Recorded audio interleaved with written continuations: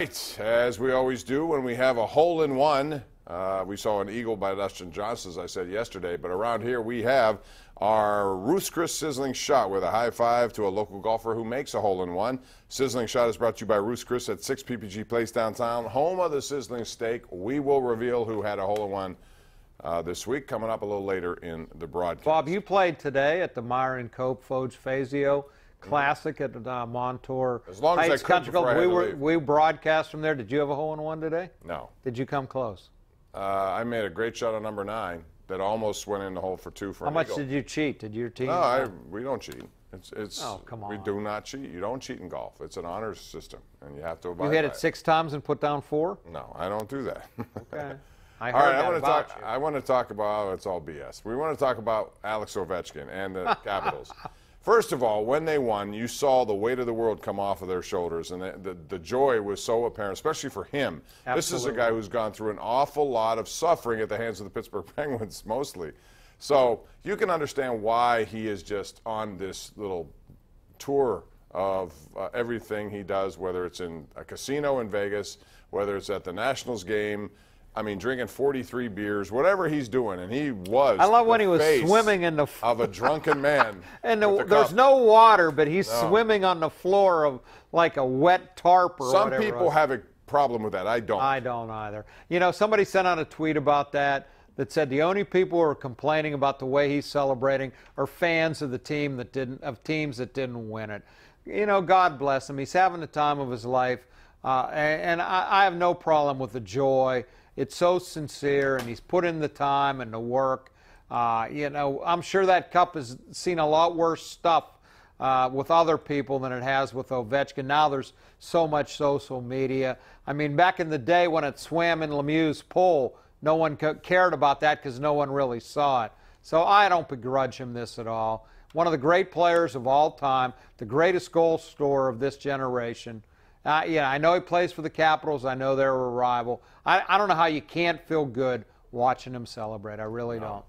And we had a call last night on the show. Someone said to me, well, you know, act like you've been there before. And the thing with him is he's never been there before. He's never been there. So now he's there and he's enjoying it. And that's fine, as long as he doesn't break any laws. Let's go to Mike in Breezewood. Hey, Mike, welcome to our program. How are you? Pretty good. Hey, in the second inning, I believe it was, Pirates almost turned to double play. Mm-hmm. If Josh Bell would be stretching out for the ball to make that play instead of standing up straight and swiping at it as it comes to him. They're developing him as a first baseman. I'm wondering who's working with him because he's sure not improving. His stretch is terrible. I agree, because that was a bang-bang play, and he was upright. And in fact, when it happened, I said the same thing. I said, if that's like an Anthony Rizzo who knows how to play first base, he stretches out. If that's someone like who's the first baseman, Eric Hosmer for the Padres now after he signed from Kansas City. I mean, that does make a difference in a bang-bang play. However, you know, I mean, my problem with Josh Bell is he's got 4 home runs. Right, and he has one in the last May. He's hit 26 last year. He's on pace for 10 this year. I think his fielding has been very adequate, better than I expected. I didn't see that double play tonight. I'll take your word for it. But yeah, I'm more worried about what he does at the plate than what he's doing in the field. Let's go to line 4. Turtle Creek, our destination. Kenny is on the line. What's up, Kenny? How are you? Hey, how you guys doing? Good. How are you? Wonderful. Good.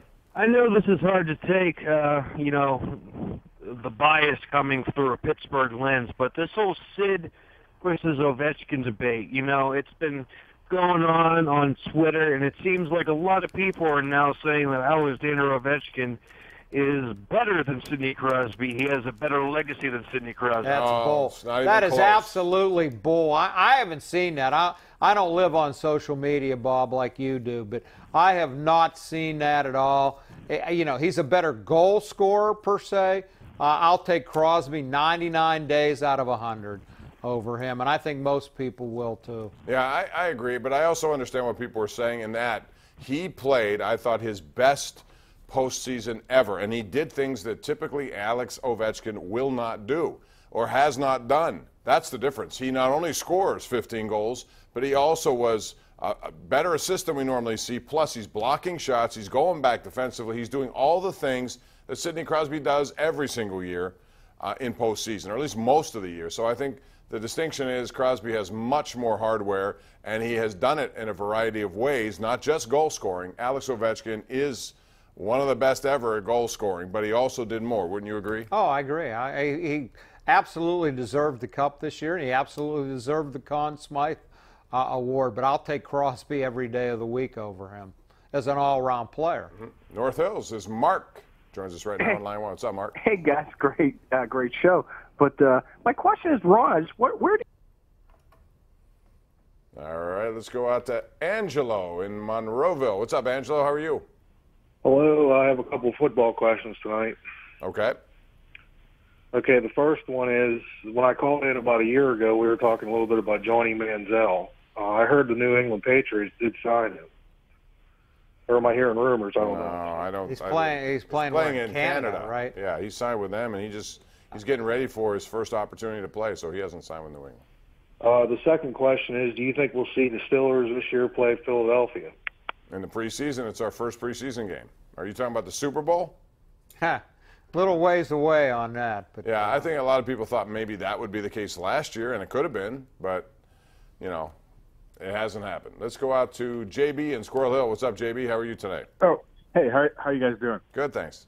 All right, so I'd love to see LeBron James go to the 76ers. Even if he went there, I still think they would need another player to match up with Golden State. Also a question, do you think Andre Iguodala is a Hall of Famer? I'll hang up and listen. Thank you. No. No, but he was really good in that Game 7, or the last game of the series, Game 4, the closeout game. Everyone allowed him to shoot, and he shot, and he made his shots. Now, where is LeBron going to end up, Bob? Probably L.A. with the Lakers for a lot of reasons, but he could go to Philadelphia. If you go to Philadelphia, here's the one thing going for you. You're in the Eastern Conference, which is much more winnable than the Western Conference. You still have Golden State, Houston. You have San Antonio. Popovich always has teams ready to go. You have a Portland team that's getting better. In the East, you don't have much. You have Boston. Cleveland's going to be terrible without him if he leaves. And who else do you have? Washington's up and coming, but Philadelphia would be the team to beat. Now, the problem I see, if he goes there, everybody defers to LeBron. And they have two guys who want the ball in critical situations.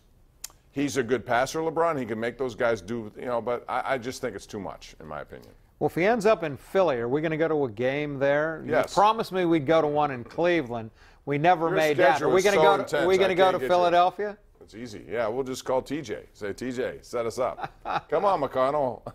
Let's go to Gary in the South Hills. Say, Gary, how are you? Gentlemen, good evening. How are you doing? Good. How are you? Okay. Just talking about the recent Stanley Cup final. I guess one of the I know with Fleury and everything else, but one of the reasons I wasn't rooting for Vegas was because of a couple of the former Penguins that were playing on the team, particularly David Perron and James Neal. When they played for the Penguins, I thought they played fairly soft, and it seems like when they played for Vegas, they were playing like crazed dogs. Matter of fact, David Perron was in front of the net, in front of the goal, into the net when a goal. Yeah, was but scored. that was a game back after he got sat out for about 4 games. I mean, he was benched because he hadn't done enough. I don't know that I would say Neal was soft here. He was just a made dirty player. He made bad mistakes. He took bad penalties, like dirty plays. I don't know that I would say he was soft. You know what? I would have been great to see Fleury win, no doubt. I always loved Brooks Orpik when he was here. Niskanen was a good guy. I have no problem with Washington winning. I hated to see Tom Wilson get the trophy. I think anybody around here would hate that. Other than that, I had no problem with it. All right, when we come back, we are going to have the winner of our Ruth's Chris Sizzling Shot of the Day. Plus, remember, Ireland Contracting, Nightly Sports Call is brought to you by Ireland Contracting, Pittsburgh's #1 home exterior export in roofing, siding, windows, and gutters. It's Ireland Contracting. Back with a Ruth's Chris Sizzling Shot next.